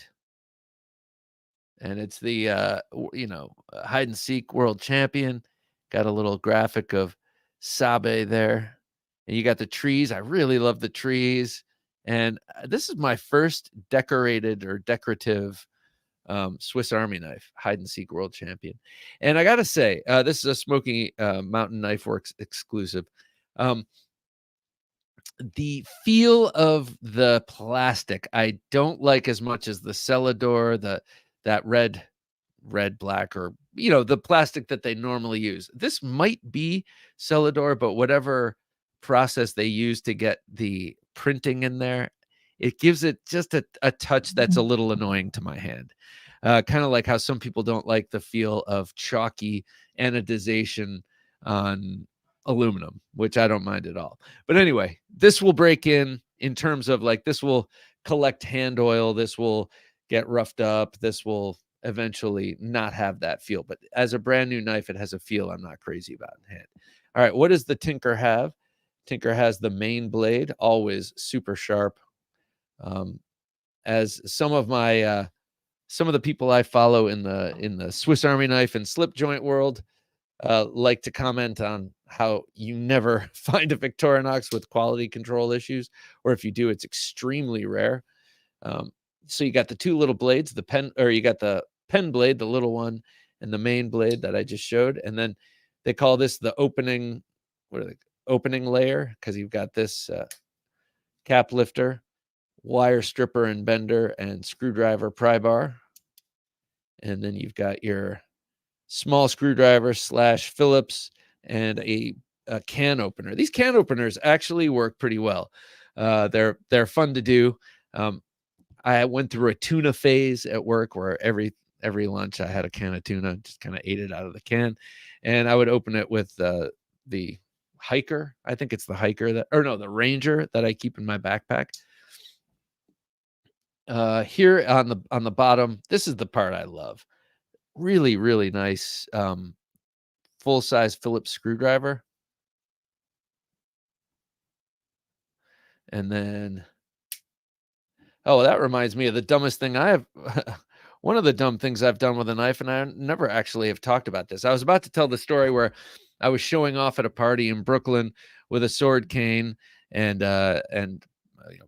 started twirling it around, doing my collie. There was enough room. It was a big place, and people were impressed and looking at me. And then I stabbed myself in the leg and pretended I didn't. and then just sort of casually walked out. Oh, I got to go to my apartment to get something. I'll be right back. It was right down the hall from where I lived, and I was bleeding like a stuck pig and probably not altogether sober. So that was very embarrassing. But that wasn't the story I was going to tell. This was actually pretty darn stupid, but it also goes to show how innocent maybe I was as a kid. So it was my freshman year in high school. My best friend Mike, and then a third guy, Steve, who Mike and Steve were closer than I was with Steve. Hung out with us, and Steve could be a little bit of a bad influence. Nothing like serious, but just mischievous. And for some reason, we started disassembling our school. And we all had Swiss Army knife tinkers. And every Phillips head screw we would see exposed anywhere for almost the entire freshman year, we would remove screws from stuff. And the school started falling apart, and we really, like, it was hilarious, and no one knew, like, what is. And then one day Steve got reckless, and we got to class early. We didn't care about class. Everyone knew that. I mean, like, or we were not the guys to show up early and be all studious. And yet the three of us were there early with a chair screwed to the wall. And we're, oh, we don't know. We just were here and there. And that was it. That was it. The jig was up, and we had to spend, well, I say we, but I wasn't included because I was on I had to go on a vacation and got out of this. But my friends Mike and Steve had to go around with the maintenance guys for like 2 or 3 days, hearing no end of abuse. And they were just ragging on my friends while they had to go back and put all the screws back, basically. So that's probably the dumbest thing I've ever done with a knife. It was a Swiss Army knife, and it wasn't a blade, and it did not involve bloodletting, which is mostly what like on my 42nd birthday, when it was my wife decided to throw a tequila party, and I like tequila, and everyone had to bring, not everyone had to, but everyone brought a bottle of tequila, and I was like, well, thank you, I should do a shot with you, and I did that, many times. And at the end of the night, well, I stabbed a tree with an Endura. My hands ran up onto the blade, and it's another stupid thing. All involve alcohol except for the 8th grade story. Pete Davidson says, Tinker was the first Swiss Army knife I bought for myself. It also sent me down the custom road when I put some titanium and copper scales on it. All right, Pete, I need you to convince me to do that. Should I get titanium or copper or some cool scales? I love chalky aluminum, says Shane. I do too. Give me like a brand new ProTech, like an old school brand new ProTech, and I'll do that all day. Will B says Gerber Easy Out and a Gerber multi-tool. I always had the Easy Out, and I was using the multi-tool setting for setting up for a school production. Some girl got nervous about the knife and saw me with it after school. Excuse me. Oh, I know the Easy Out. Okay. Craig Vincent says, wait. Is that the end of the story, or does that get continued? If not, go back, Jim, if you would, because I don't really understand. Gerber Easy Out and Gerber multi-tool. I always had the Easy Out, and I was using the multi-tool setting up for a school production. Some girl got nervous about the knife she saw me with. She saw me with it after school. Yeah. It's like, what do you cut your steak with, baby? Craig Vincent says, why is the small blade called a pen blade? Just wondering. Because in here, I'll show you here. Here's a jackknife, traditional style slip joint jackknife. This one's from Rough Rider. The pen knives were always in older knives that were multi-bladed, or I should say slip joint knives that are multi-bladed. In the older days, before we had super steels that we could put in there, the blades required frequent sharpening if you use them for hard work. So people would use the main blade for most of the hard work, and then they would leave the pen blade super sharp for things like making a quill. I mean, originally that's what a pen blade was for. You take a feather and you just kind of cut it, and then you make a little split down the center so that the ink can come out at the tip, and that's what the pen blade was. But it gets used a lot for sharpening pencils and other kind of things. But I think that's why it was originally called the pen blade, but it gets used now kind of as a reserve blade, I guess.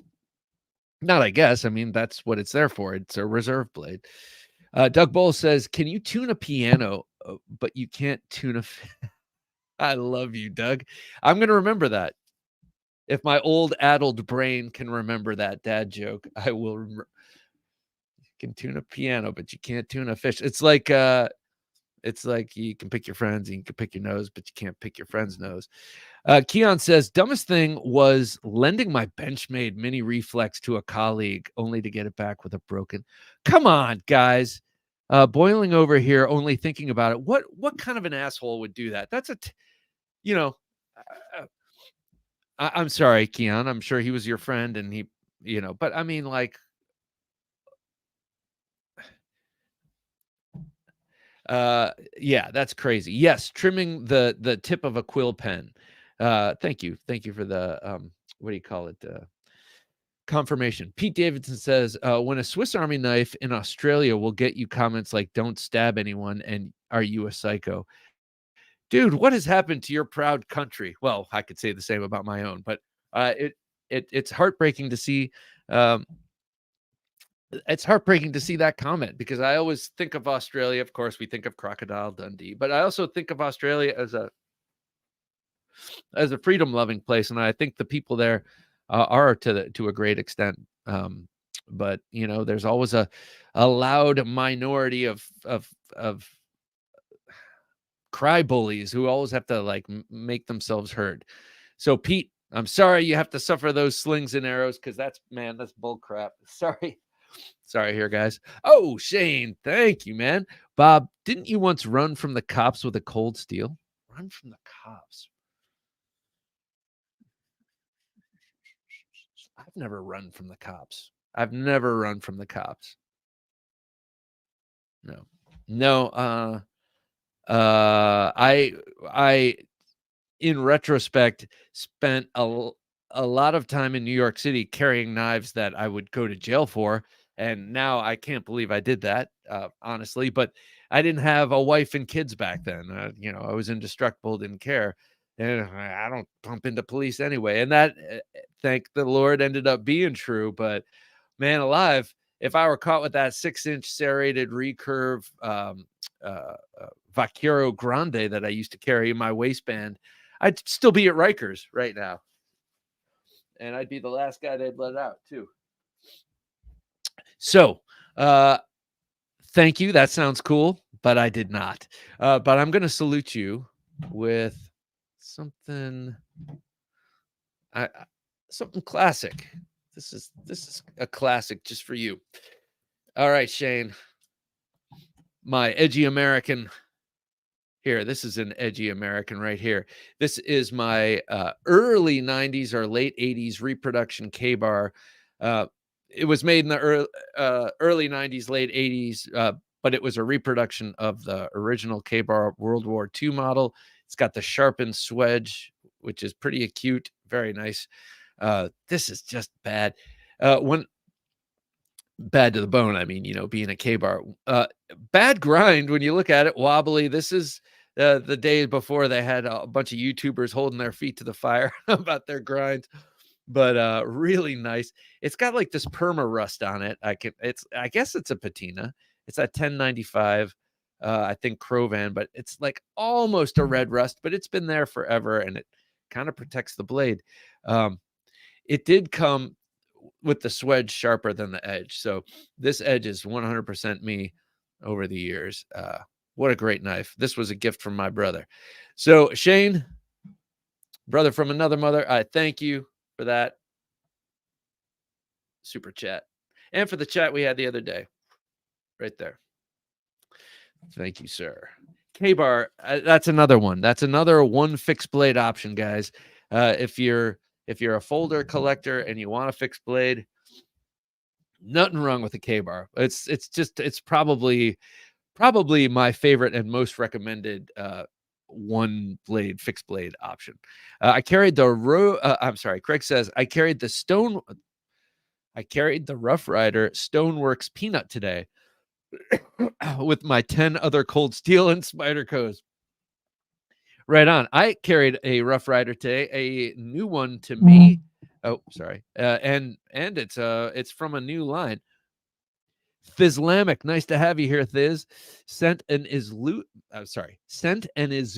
about halfway through my hand, talking with my 11-year-old instead of looking into the sheath. Yo, that must have hurt like hell. Ooh, God. Yeah, and that Izula, that blade broadens out too. Pete Davidson says, too many vegans and gluten-free people here.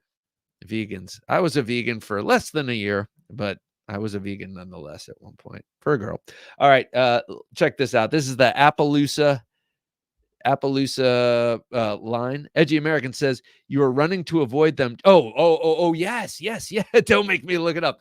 All right. You're right. I was running from the cops.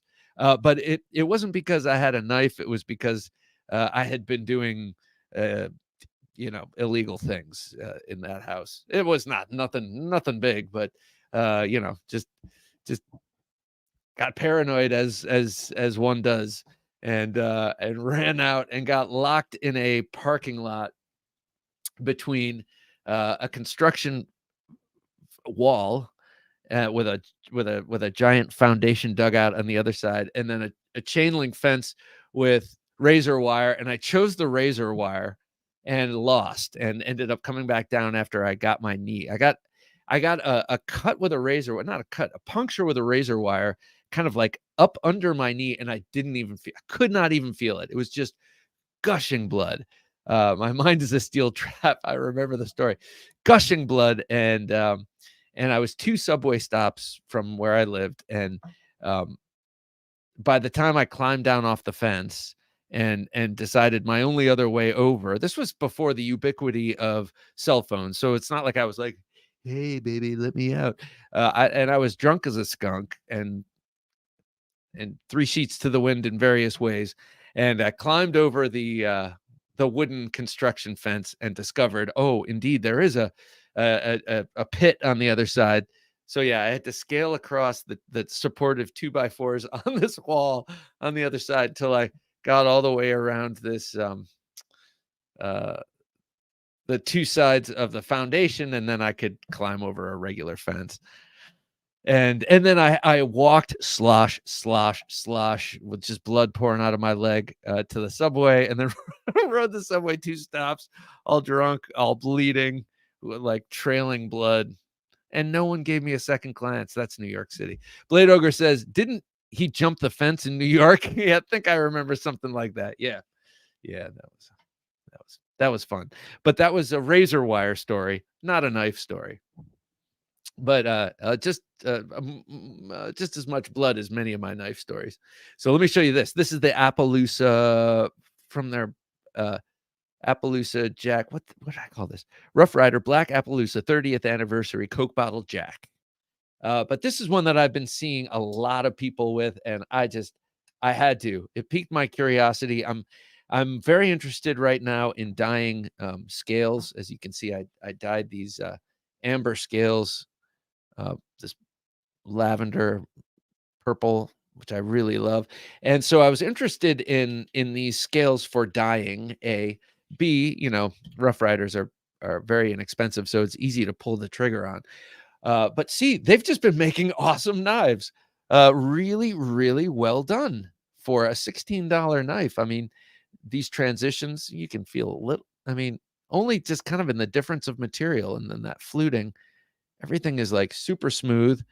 I'm a big fan, I gotta say. And then the action on these 440 blades is awesome. It's like really hard. This is like a 9. No, this is like an 8 on the coping blade, and then the main is like like a 8. I don't know. But it's got a nice stout pull. So I really like that. I really like that. I'm trying to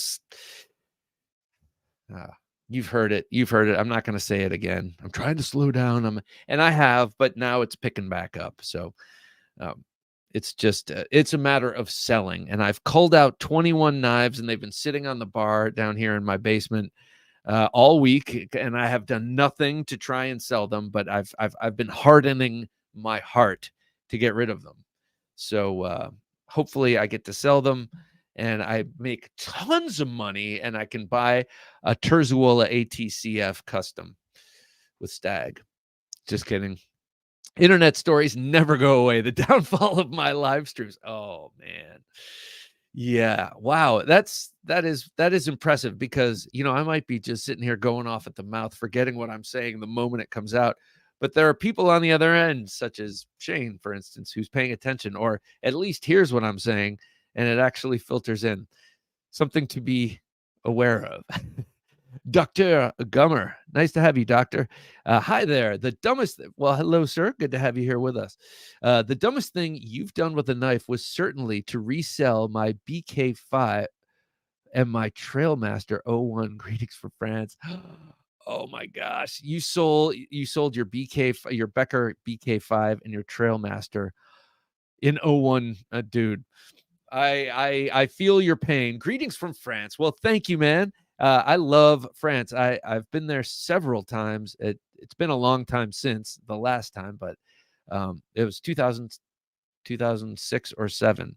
I was there with my wife when she lived in London for a spell. But I love France. I love the people, everyone I met there. Like, I never had a bad experience the times I've been there. And I think French people get a lot of flack here. But it's probably more the French politicians and government that should get the flack, just like same thing in our country. Though I'm sure there are plenty of people in our country who deserve the flack. Anyway, Craig Vincent says, tisk, tisk. Bleeding and drunk is no way to navigate through one's youthful years, Bob. Yeah. I'd like to say that that it was all just in my youthful years, but what can I say? Sometimes living in an urban environment like New York City, for instance, it might prolong your childhood a little bit. It did me anyway. Or maybe it just gave me the big excuse to act like a fool for a while. I don't know why. I don't know why I took it as an excuse to do so. Craig Vincent says, is a coping blade another name for an emotional support? Yes, exactly. Yes, a coping blade. Well, in this case, if I could be fidgety with this would be an emotional coping blade in 2 ways. That's hilarious, man. 5-door. Thank you, sir. 5-door. Look at that. Postage and Jim's 401k. Awesome. All right. Thank you, man. I will happily accept that for postage, though it's not necessary. Oh, sorry. All right. All right. I'm going to salute you, 5-door. Well, I'm going to salute you with this. Oh, no, not that. Sorry. Right here. Tonight, I feel like the Razorback.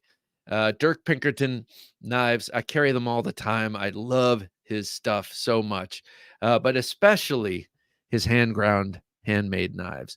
This double-edged Razorback, yeah, has a super thin main grind, and then another hollow grind up here, which of course isn't going to be as thin because of its length, but it is really, really slicey for a back edge. This is a great fighting knife. If you had to fight with one, this would really do the trick, because the handle gives you enough. It's like a full handed grip, and if my hand were larger, it would still fit. Like, Dirk's got some pretty big hands. His hands fit fine on this, but not too much. I don't like extra long handles, especially on a fighting knife, where not that the theoretical knife tricks that you learn in Filipino Kali, I shouldn't call them theoretical. They haven't always been theoretical, but if I were to try and pull some of them off, like disarming by using the pommel, which can be done to great effect when you're practicing with your friends. This is not gonna be able to really do that with this. There's not a bunch of extra handle hanging out for that kind of thing, or for getting it caught up. So an exquisite knife, really, really nicely made and inspired by an American classic fighting Bowie and a Middle Eastern conjure. So very cool clash of civilizations happening here in this knife. Doug, thank you so much, Five Door. I greatly appreciate it, sir. This is for you. And congratulations on your win. I don't know what it's up with that. I don't know why I'm making that sound, but there you go. What are you thinking of selling? Right now, the selling is let's see, a couple of Finch knives, a couple of petrified fish knives, a couple of Kaiser knives, like a Mad Tonto. I like some good knives, but just that I haven't been carrying. A couple of Kubi knives. I'm starting with my less precious things, obviously. So yeah, all modern folders right now. I think all China produced, and all like top notch and barely carried, if at all. So yeah, that is spectacular, says Five Door. Hey, you should hit up Duck. You should hit up Duck.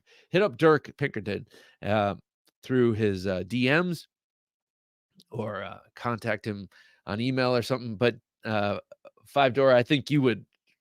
I think your collection would benefit from that edition.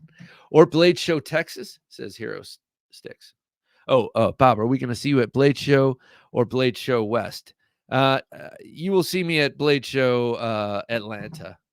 I did not get my ducks in a row for Blade Show Texas, but I think next year I will. This year has just been with my November Texas trip, and then Germany, and then the holidays. I kind of got to watch the pocketbook. But next year I'm going to try and figure out a way to budget for that earlier, so I can go. It's also kind of a work issue. So I will have to take less time off at the holidays next year and all that. But anyway, long and short of it is Blade Show in June for sure. Everything else up in the air. Doug says, the dumbest thing I did as a kid was playing chicken, throwing knives at each other's feet. The other kid went first. Oh, had to get stitches. The other kid went first. You do rock, paper, lose at rock, paper, scissors. Man. And Blade Ogre, I look forward to meeting you, man. I look forward to meeting all of you. Actually, I've said this before, but anytime I'm at a show, which is extremely rare, but if you're at Blade Show and you see me and you recognize me, I probably only know you by your screen name, and I only know your personality from the comments that you leave. So if you see me and you recognize me, come up and say hi. I'd love to meet everyone I'm talking to here. Like Robert Strebin. Good to have you here, Robert. Hey, Bob, I was thinking that besides doing a neck knife episode, oh yes, as you mentioned a few weeks ago, maybe also a gas station knife episode too. I would love to see your collection. Well, I have no gas station knives. I mean, I have a couple. I have like 2 or 3, like one that's shaped like a pistol that someone. But hang on, neck knife. I gotta remember to neck knife episode. I don't have. I really don't have a collection of gas station knives, or I would show them for sure. But if you want to see my collection in general, I've got 8 videos that I just completed. Well, I haven't completed because I have to do my swords, machetes, and tomahawks, and then I'm done. But I have 8 long ass videos of my collection. Edgy American says, my minutes with Bob are my favorite part of Blade Show. Oh man, I appreciate that. Likewise, we've had some really awesome conversations. Have a Knife Day says, we should do a get together at Blade Show Atlanta. We should do that this year. I know we've bandied that idea about. And I'm always like, I don't know, the word is not a zombie, more like a chicken with my head cut off on a mission. But I think that that's a good idea. I'd love to meet you guys. Pizza love forever. Oh man, you're speaking right to my heart. Would you rather kiss Lynn Thompson one time on the lips or fight a bear with your favorite knife? I like that question. Can I do both? No. Let's see. Lynn Thompson once on the lips. I mean, I guess Lynn Thompson once on the lips. Let's be real. I would lose a fight with a bear. As badass as I am at 5:30 in the morning when I'm practicing with my knives in slow motion, I still think a bear would get me. So I guess I'd have to go with Lynn Thompson, but please don't please please don't tell him I said that. That's funny. I like that. It's like my daughter nearly got herself in some big trouble at school playing truth or dare. I'm like, she's like, I had to. It was a dare. I'm like, what do you? You did not learn that from me. Check out this T-shirt. Knife skills, not people skills. I love this. Jim just created this in the last, I don't know, 24 hours. I think it's cool as hell. Go to TheKnifeJunkie.com/shop to see this, and then all the other T-shirts Jim has developed, different designs and sayings. That's the word I was looking for. Maxims. That's the word I was looking for. Pithy maxims on T-shirts with cool graphics. Jim's got a whole bunch of them. Go check them out. TheKnifeJunkie.com/shop and get yours this very same night. I don't know why I get so stuffed up talking to, it's not that dusty. And we have all sorts of air filters because my wife's allergic to dust. So, I mean, technically this is a dust-free house, but I sit here and maybe I'm dehydrating. I'll gladly kiss Lynn for no reason. I didn't want to say that, but now that Shane said it, I am Spartacus. Pete Davidson says, do you neck carry often, Bob? Do you go for a breakaway neck? Okay, so I do. I go through stages with it, but I usually don't have a breakaway style necklace. If I were hiking a lot and carrying a neck knife, I definitely would. If I were climbing or doing anything where you might get by it, I would. The only thing I ever worry about when I have a neck knife on with 550 paracord, which is how they all are for me, I think of like getting strangled by it in a fight. And then I'm like, just cross that bridge when it comes, because I just don't get in those kind of fights too much these days. But breakaway is probably a good idea. And I have a very small Fred Perrin designed thorn, little ring thorn thing on the back of my that Jock's knife gave me just a couple of weeks ago. That hides right on the back of my work ID. And before that, I used to carry a Bastinelli diagnostic on the back of my work ID. So it's like a neck knife, but it's hidden behind my work ID. The Night's Edge, nice to have you here, man. What's up, y'all? He says, well, I'm just about pulling into the station, but a fine station it is. Perhaps Station 9. Guys, got to check out their stuff. Just go to station9.com. It is so cool. I love all their resistance weapons. I got 2 other knives I want to get from them, and then I'll wait for them to come out with something new. But Tony Lopez, I think he had a lot to do with designing this Partisan, but he also has a small fixed blade that I've seen him his custom version of, which they're now putting out through Station 9. Very cool. Chancey Mills, nice to have you here, Chancey. Did you kiss Lynn? If you kiss Lynn on the lips, you'll probably be fighting Lynn. Yeah. And then it's like fighting my favorite bear with my favorite knife. That's basically what it would be. And yeah, he would kill me so dead, so fast. He's a serious man. I mean, very, very cool man, but I mean, like, he has serious skills. And you look at him and he's a full-figured dude, and you think, oh, well, that dude can move. He can move, and then he knows, like, he's very familiar with so many different killing styles, Yeah, I wouldn't mess with Lynn. Triple EDC said Lynn would pull out 3 mayhems and 8 large espadas the second you approach those lips. Not only that, but he'd have like a 44 Magnum right at your ball sack, just ready to go to town, because he's also packing heat. He's not just packing all sorts of knives. Blade Ogre says, we'll meet you at the show one day, Bob, with my 10 knives on me. Yes, sir. And we'll lay them out on a table and share a beer. Night all, he says. Good night to you, sir.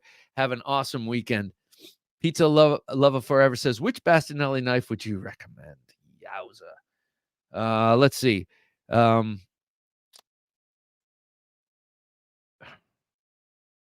I love the big Dragotac. It's like a Sax, and it's a big folder. It's gorgeous. Got a 4.75-inch blade. I mean, I love that thing, but it might be too big for your average carry. I love the diagnostic. I have the anomaly. I love that. The red, I have a friend who swears by the red folder, and the red fixed blades are also very sweet. I think any design that you like the look of, you're going to be pleased with, because they're awesome. He really knows what he's doing when it comes to designing tactical knives.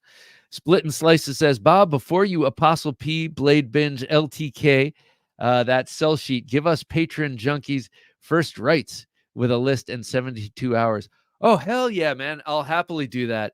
I'll make a video and everything. I've done that before at patrons' requests, and just have never even gotten any sort of response at all. So I just figured I would take a different path. But yes, happily, I will happily not only give you all first crack, but make it even cheaper. I just want to get rid of them because they're taking up space and I'm not using them, and they're good and they deserve to be somewhere else and not guilting me up.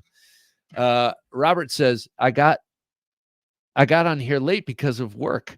My carry today, CRKT Fossil Compact. That is a cool knife. I like the Fossil Icoma. I designed that. LFHC Tactical Double Edge Blade Neck Knife. That sounds cool. LFHC. And a Swiss Tech Praktisch multi-tool. It's 120% better than the little one. The little one's not bad, but those are pretty cool, those Swiss Tech tools. LFHC. I'm not sure what that is. But let me know before we pull in, because I think that's going to just about do it. Nomadic Adventure says DeMarco. And then he has a bunch of cool, let's see, coffee, knives, bow and arrow, like a timer, a square. I can be a little square sometimes. And a smiley face. Nomadic Adventures, have a great weekend, man. Great to have you here. Dr. Gummer, I have to leave. See you next time. Dr. Gummer, thank you so much. Please join us again next week and tell us more of what's going on in your neck of the woods. Craig Vincent says, I could use another Havrog, Bob. Got one? I do not have another Havrog. I'm sorry. Doug Bowles says, Bob, a blade can never be too big. It's when it's too small that it can leave you wanting in a time of need. Spoken like a Lynn Thompson acolyte. K Mason says, thanks, Bob, Jim, and everyone. Take care. Much love to you, K Mason. Have an awesome weekend. Triple E EDC. Of course, I jump on at the end. Impeccable timing. Hey, try us next week. It's 10 p.m. Eastern Standard Time. Come join us as early as you can, but we'll always be here every Thursday night with some occasions. Split and Slices. Thanks all. Bye, Byron. Have a great weekend, sir. Always a pleasure talking with you, man. And I'll leave you with this. Look at this. Don't I look like a tough guy with this? I'm okay. Here's so you know, on Sunday we have Chris Jones of Steel Dog Knives. Very cool dude, making some awesome chef's knives. I had a great conversation with him. And then last night I interviewed someone who will be the next week, a legend that we all know and love. Well, maybe we don't all know him, actually. I found that out, but he is a true legend. And I mentioned a knife I would love to get from him if I could possibly sell enough knives. So he came on. So stay tuned for that. P. Hill, hello from Australia. Thanks, Bob, for your great content and making me feel okay with being a knife junkie. P. Hill, I know you're surrounded by people who don't think it's okay, but it is okay. You are just an island. You are a rock in a sea of. Well, you're a rock. You're an island, sir, and so it's okay. Thanks for joining us. Thanks, Jim, says Edgy American. And Craig Vincent said, good night, Shane. Have a good one. Craig Vincent says, night, Bob. You're the best. Thank you, Craig. I appreciate that, man. Appreciate those kind words. And thank you, one and all, for those of us here in the United States, and then those joining us from the outer reaches. It's so cool having you all here. I love you all. Have a great weekend. For Jim working his magic behind the switcher, I'm Bob DeMarco saying, until next time, please don't take dull for an answer.